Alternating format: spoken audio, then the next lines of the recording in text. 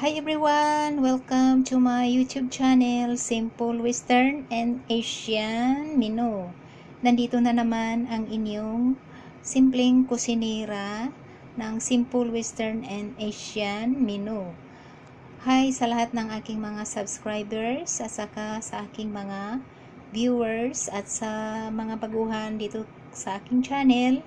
Huwag pong kalimutan i-click ang subscribe after you watch my video at i-click ang bell button at ang all then para updated ka sa lahat ng i-upload kong video everyday.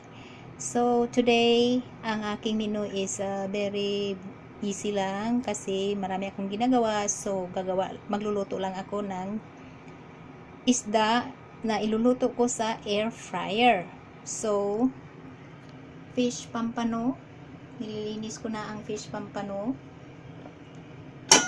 So nilalagyan ko ng tissue sa loob para ma-absorb ang mga dugo-dugo dyan. So kailangan linisin natin mabuti ang isda.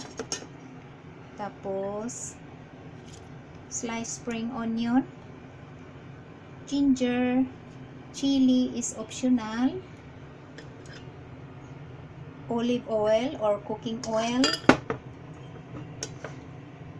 kaffir lime leaf, at saka nor seasoning.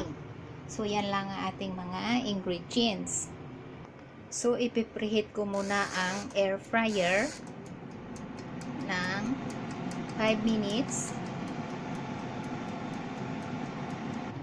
Tapos isok ko sa hot water itong kaffir lime leaf para pag ihalo natin hindi mapait. Yan. So mayroon akong bowl. Tapos itong kaffir lime pwede na nating alisan ng matigas na part. Yan.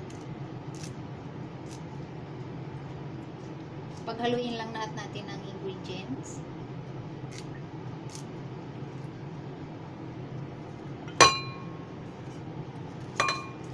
Except the chili.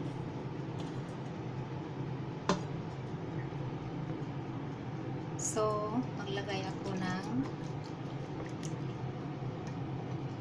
nor seasoning. Tapos, olive oil or cooking oil.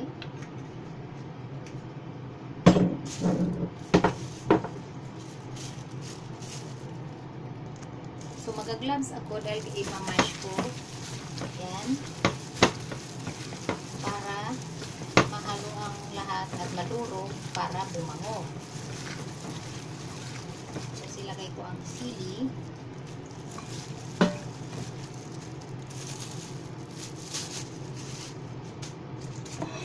Tapos set aside ko ang isda. Kailangan tayo gumamit ng foil.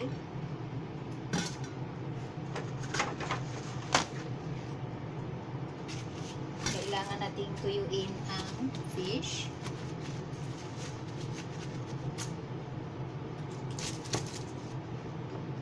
Tapos, yan. Ilagay lang natin. Ganito lang kadali.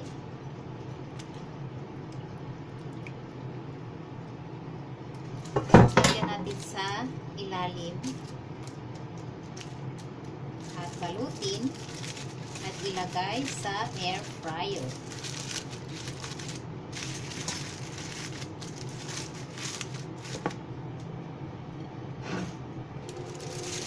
Ilagay ko na sa air fryer.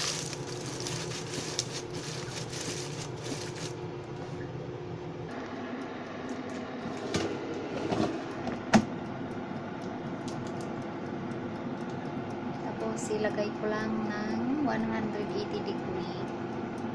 Tapos 20 minutes.